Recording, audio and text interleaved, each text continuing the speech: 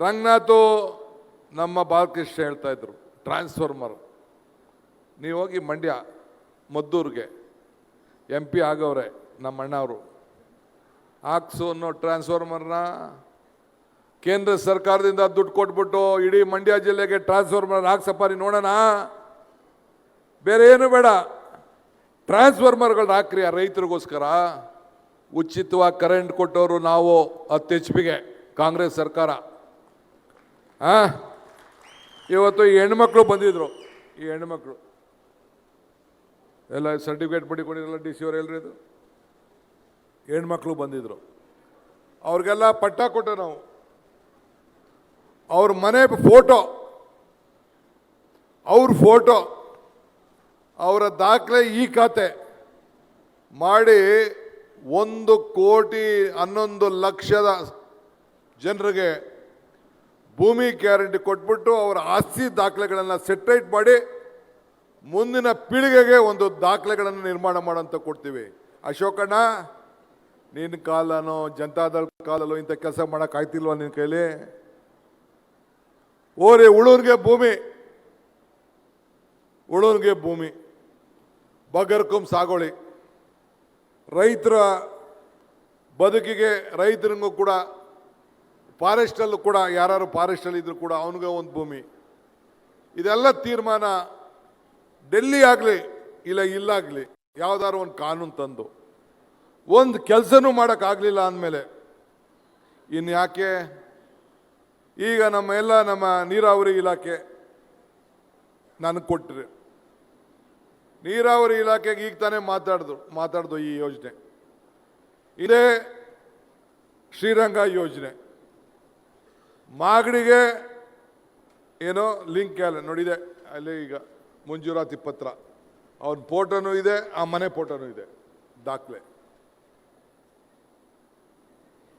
Lift ಇರಿಗೇಷನ್ನಲ್ಲಿ ಮಾಡಿಬಿಟ್ಟು ನೇರವಾಗಿ ಆ ಕುಣಗಲ್ಗೆ, ಅಲ್ಲ ರೀ ನಾಗರಾಜಯ್ಯ, ನೀನು ನಮ್ಮ ಹಿರಿಯ ನಾಯಕ, 4 ಸತಿ ಇದೆಯಾ, ಇನ್ನು YK ರಾಮಯ್ಯನ ಹೆಸರನ್ನ ಇನ್ನು ಜನ ಮಾತಾಡ್ತಾವ್ರೆ, ಉಚ್ಮಾಸಿಗೌಡ್ರ ಹೆಸರನ್ನ ಇನ್ನು ಮಾತಾಡ್ತಾವ್ರೆ, ನಿನ್ನ ಹೆಸರನ್ನ ಇನ್ನು ಯಾಕೆ ಮಾತಾಡಿದ್ರೆ ನಿನ್ನ ಮಕ್ಕ ಪ್ರಶ್ನೆ ಮಾಡ್ತಾರಂತೆ, ನನಗೆ ಗೊತ್ತಿಲ್ಲ. ಈಗ ಯಾರು ಹೇಳಿದ್ರು ರೇ, ಅಲ್ಲಿ ಕುದುರೆ ಸಾಕುವಂಥದ್ದು 100 ವರ್ಷದಿಂದ ಇದೆ, ಮಹಾರಾಜರ ಕಾಲದಿಂದ ಇದೆ.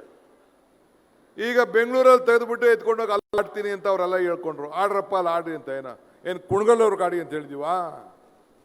ಅಲ್ಲಿ ಹೋದ್ರೆ ಒಂದು 2,000 ಜನಕ್ಕೆ ಕೆಲಸ ಸಿಗ್ತದೆ, ಯಾವುದೋ ಒಂದು ಕೆಲಸ. ಅಲ್ಲಿ ಹೋಗೋದು, ಚೀಟಿ ಬರೆಯೋದು, ಮತ್ತೊಂದು. ನೀನು ಆಡ್ತಿದ್ದ, ನೀನೇನು ಆಡಬೇಡ, ನೀನು ಎಲ್ಲಿ ಆಡ್ತಾ ಇದೆಯಾ ಗೊತ್ತು ನಮಗೆ, ಅದೆಲ್ಲ ಲೆಕ್ಕ. ನಿನ್ನ ಜಾಗ, ನೀನೇನು ಆಡು ಅಂತ ನಾನು ಹೇಳೋದಿಲ್ಲ. ಏನೋ ಅವು ಕುಣಗಲ್ಗೆ ಒಂದು ಹೆಸರು ಬರ್ತದೆ, ಒಂದು ಜಾಗ ಬರ್ತದೆ. ಈ ಬೆಂಗಳೂರಲ್ಲಿ ಇರೋರೆಲ್ಲ ಆಡ್ತಾ ಇದ್ದಾರಾ?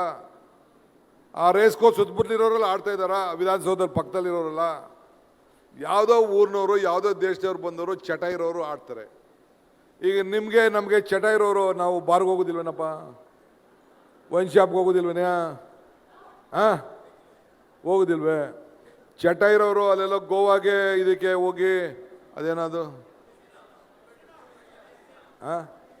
ಕ್ಯಾಸಿನೋ, ಈ ಕ್ಯಾಸಿನೋ ನಿಮ್ಮ ರಾಮನಗರದವರು ಹೋಯ್ತಾರೆ, ಅಲ್ಲಿ ಇವರು ಹೋಗವ್ರೆ, ಫೋಟೋ ಗಿಟೋ ನೋಡಿದ್ದೀನಿ ನಾನು, ಕ್ಯಾಸಿನೋ ಆಡ್ತಾ ಇರೋದು. ಹಂಗೆ ಚಟ ಇಡೋರು ಹೋಗಿಲ್ಲೆಲ್ಲೋ ಆಡ್ತಾರೆ.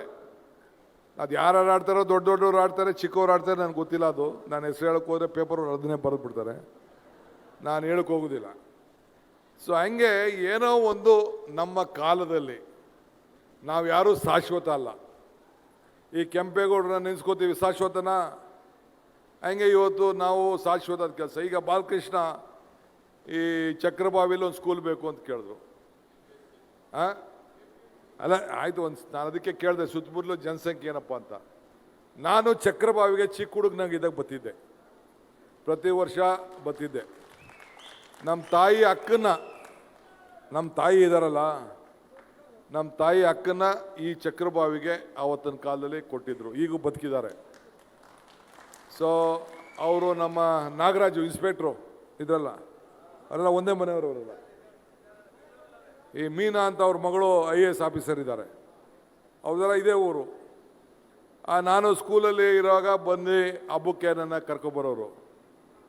ಸೊ ನಿಮ್ಮೂರು ನೀವು ಬರ್ತಿದ್ದೆ, ನೀವು ಏನೋ ಮಾಡಬೇಕು ಅಂತ ಈಗ ಬಾಲಕೃಷ್ಣ ಒಂದು ಅರ್ಜಿ ಆಗ್ತಾ ಇದ್ದಾನೆ ನನಗೆ. ಈಗ ಒಂದು ಸ್ಕೂಲು ಅಂತ ಎಲ್ಲಿ ಏನಾದ್ರು ಮಾಡಲೇಬೇಕಲ್ಲ. ಈಗ ಅದಕ್ಕೆ ಅದ್ರ ಬಗ್ಗೆ ನಾನು ಏನು ಮಾಡಬೇಕು ಅಂತ ನಾನು ಸುರೇಶು ಬಾಲಕೃಷ್ಣ ಮಾತಾಡಿ ಇಲ್ಲಿಗೆ ಬಂದು ಈ ಭೂಮಿ ಮೇಲೆ ಹೆಜ್ಜೆ ಇಟ್ಟು ಮಾತಾಡ್ತಾ ಇರೋದಕ್ಕೆ ಏನಾದ್ರು ಒಂದು ಸಾಕ್ಷಿ ಗುಡ್ಡೆ ಬಿಟ್ಟು ಹೋಗ್ತೀನಿ ನಾನು, ಆಮೇಲೆ ಮಾತಾಡ್ತೀನಿ ನಾನು.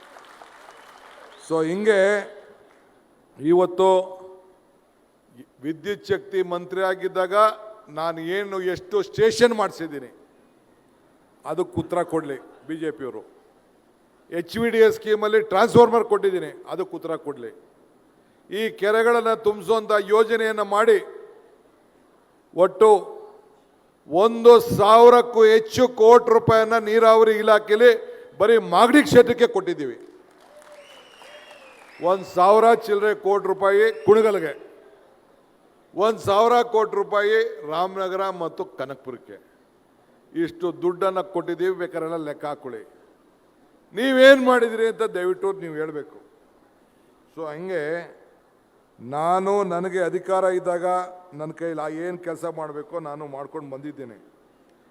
ಜಾತಿ ವ್ಯವಸ್ಥೆ ಏನೇ ಇರಲಿ, ಭಾಷೆ ಏನಾದ್ರು ಇಟ್ಕೊಳ್ಳಿ, ಅಭಿವೃದ್ಧಿ ಬಗ್ಗೆ ನಾವು ಕೆಲಸ ಮಾಡಿಕೊಂಡು ಹೋಗ್ತಾ ಇರೋದು. ನಿರ್ಭೀತ, ನಿಷ್ಪಕ್ಷಪಾತ, ವಿಶ್ವಾಸಾರ್ಹ ಸುದ್ದಿಗಳಿಗೆ ಮತ್ತೊಂದು ಹೆಸರಾಗಿರೋ ನ್ಯೂಸ್18 ಕನ್ನಡ ಈಗ ಆಪ್ನಲ್ಲೂ ಲಭ್ಯ ಇದೆ. ದಯವಿಟ್ಟು ಇಲ್ಲಿರೋ QR ಕೋಡ್ ಅನ್ನು ಸ್ಕ್ಯಾನ್ ಮಾಡಿಕೊಂಡು ಆಪ್ ಡೌನ್ಲೋಡ್ ಮಾಡೋದಕ್ಕೆ ಮರಿಬೇಡಿ. ನಿಮ್ಮ ಬೆಂಬಲ ಹೀಗೆ ಸದಾ ನಮ್ಮೊಂದಿಗಿರಲಿ. ಧನ್ಯವಾದ.